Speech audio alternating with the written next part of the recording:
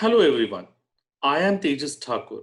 Welcome to this 8th video of the 12 video series of our module Debt Demystified. This is being brought to you by ProStart, a video-based training initiative by Kotak Mutual Funds. In the earlier video, we learned about yield curves. In this 8th video, we're going to look at monetary policy basics. The first terminology that we'll be discussing here is open market options or OMOs. OMOs are the open market options conducted by the RBI by way of sale purchase of G-SECs to or from the market with an objective to adjust the rupee liquidity conditions in the market on a durable basis.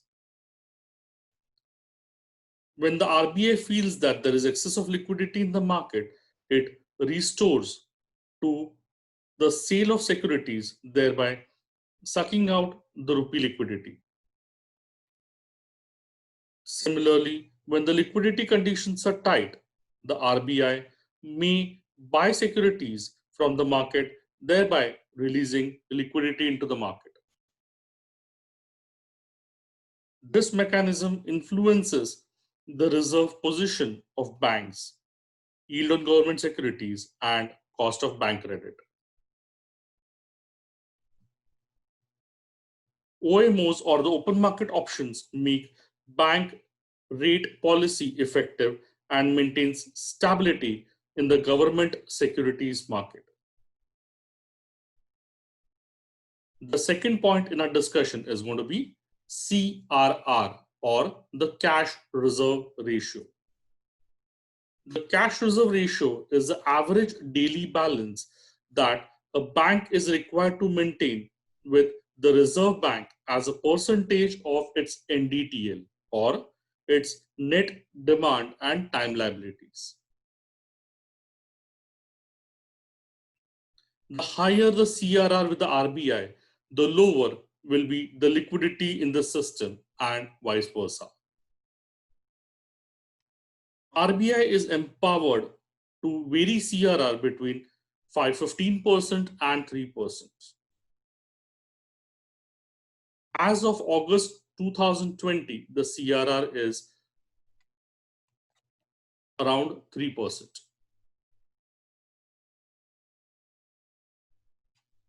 The third point of our discussion is SLR or the statutory liquidity ratio.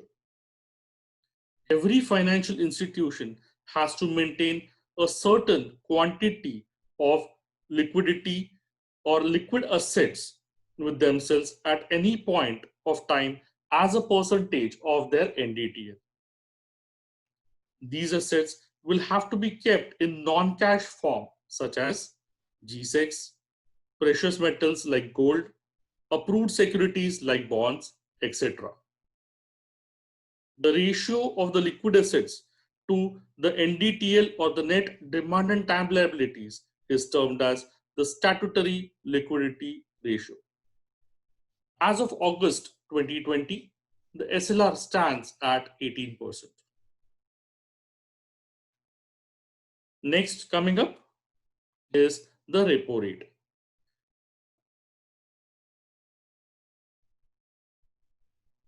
The repo rate is the rate at which the RBI lends to its clients against government securities.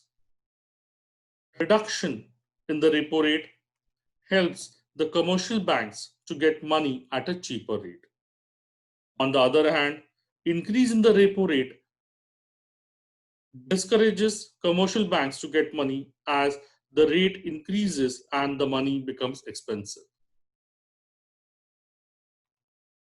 There is increase in the repo rate is a symbol of tightening of the policy. As of August 2020, the repo rate is 4%. Next in our discussion is the reverse repo rate. So the reverse repo rate is the rate at which the RBI borrows money from the commercial banks. The increase in the reverse repo rate will increase the cost of borrowing, discourage the public to borrow money, and will encourage them to deposit more.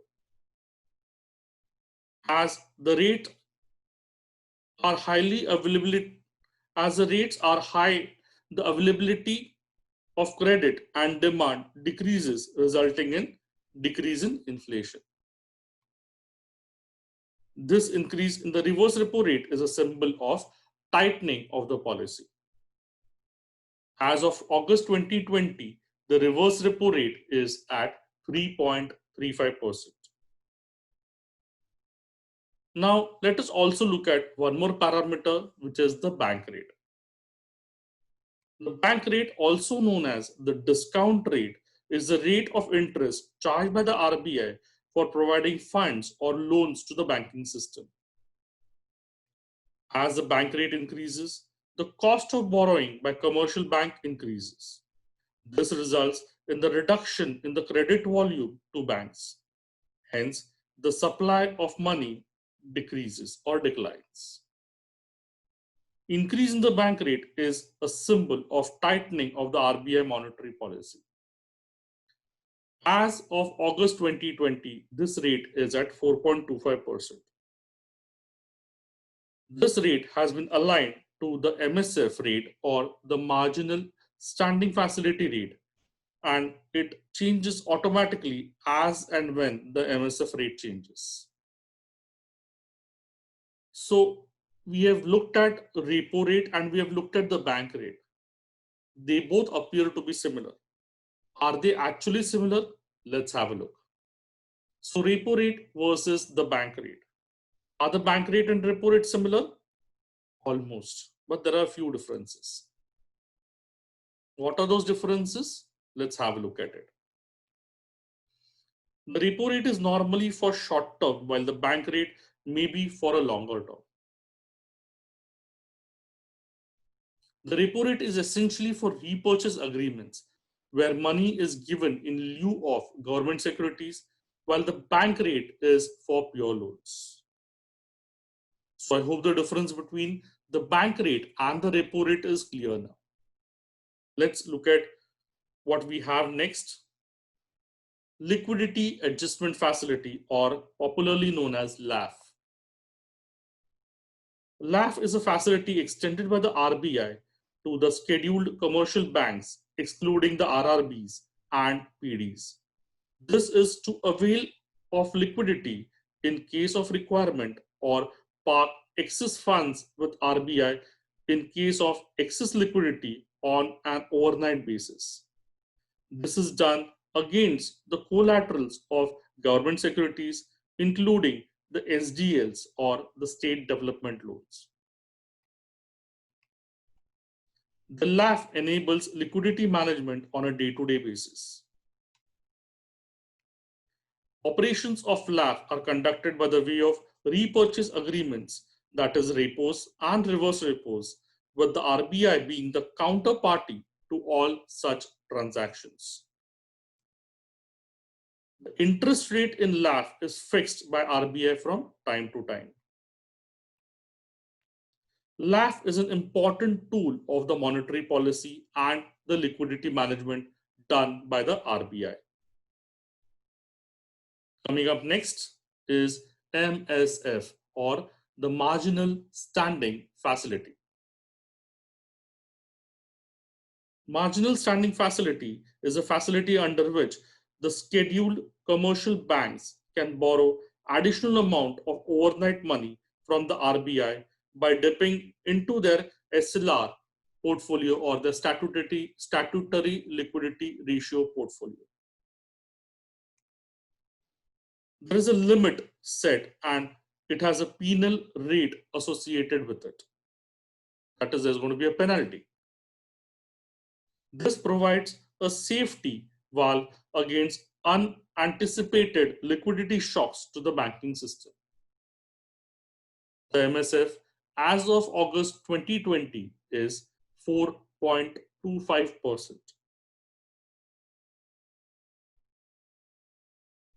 I hope the various terms used in the monetary policy are clearer now. So it's time to play on the front foot, but cautiously.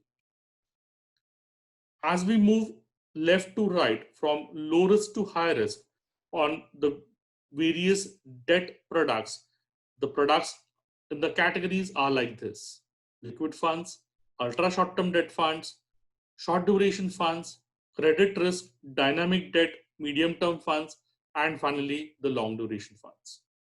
So we can keep increasing our risk appetite step by step.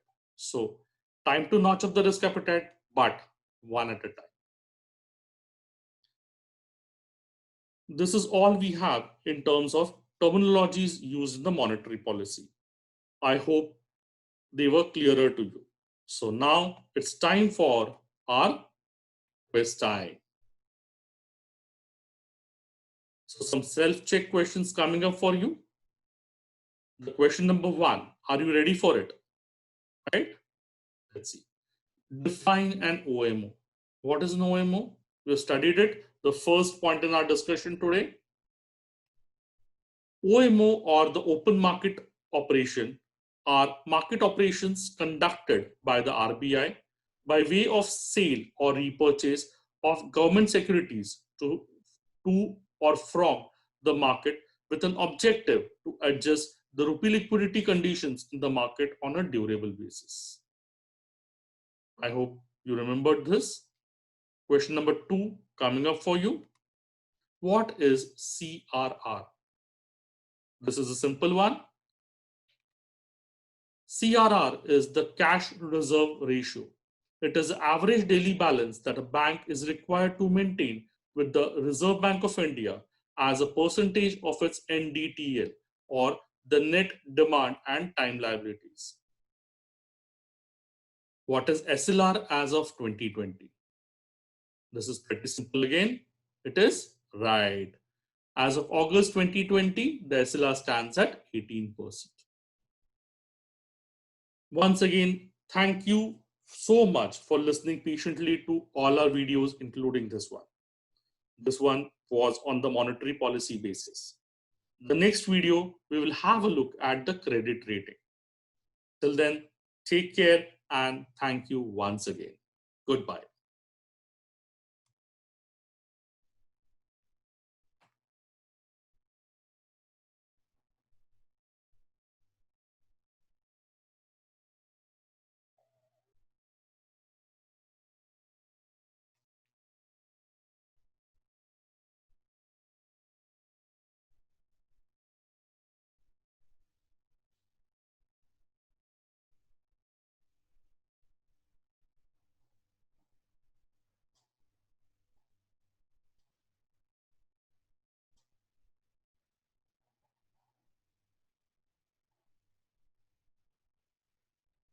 Mutual fund investments are subject to market risks.